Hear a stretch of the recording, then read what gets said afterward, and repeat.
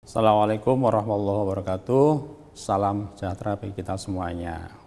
Para mahasiswa khususnya yang mengikuti program atau mendiskusikan mata kuliah negara bagian dan pemerintahan daerah pada program Magister Administrasi Publik. Kita lanjutkan diskusi tentang politik hukum ya.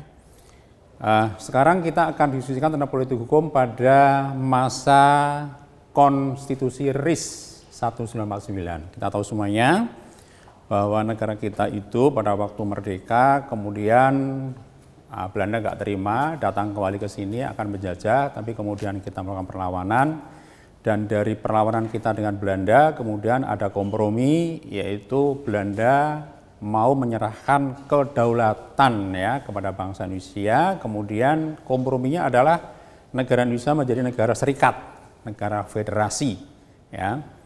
Nah, kemudian diatur dalam Konstitusi RIS 1945. Nah, saat itu maka pemerintah daerah itu posisinya adalah di bawah negara bagian. Nah, bahasa kita namanya adalah daerah bagian ya. Kalau di Amerika itu state, namanya negara bagian.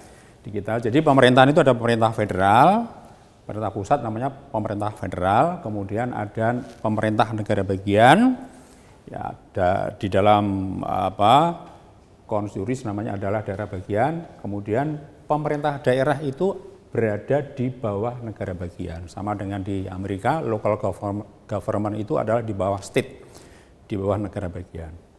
Kemudian pada tahun 50 ya RIS ini kemudian bubar ya, bubar bukan karena dibubarkan, tetapi hampir semua negara-negara bagian itu melebur ya, ingin bergabung dengan negara Republik Indonesia.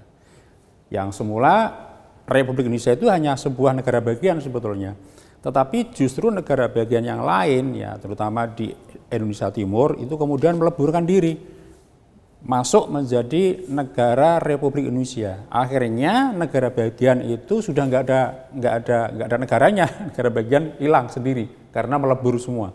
Itu pada tahun 1950. Nah, akhirnya karena sudah tidak ada negara serikat, itu tidak ada, maka dibentuk Undang-Undang Dasar Sementara 1950. Nah, kemudian pemerintah daerah itu diatur dalam pasal 131. Intinya bahwa negara Indonesia juga diselenggarakan dengan model desentralisasi sebagaimana pengaturannya pada UUD 45 ya.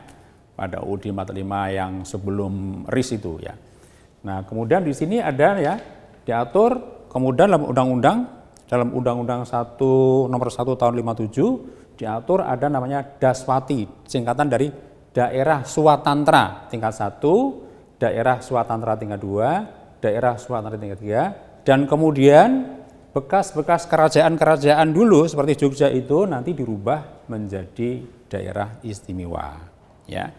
Jadi itulah politik hukum pada masa RIS, dan kemudian ada peralihan yaitu dengan Undang-Undang Dasar Sementara tahun 1950.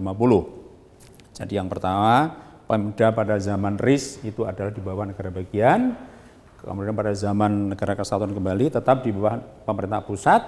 Kemudian ada 3 daerah otonom yang disebut dengan daerah istimewa, daerah swatantra tingkat 1, 2, 3 ditambah dengan bekas-bekas kerajaan Nusantara yang masih hidup itu dijadikan daerah istimewa. Jadi begitulah, untuk lebih jelasnya silahkan dibaca pada modulnya. Ya, sampai berjumpa pada pertemuan yang akan datang. Terima kasih.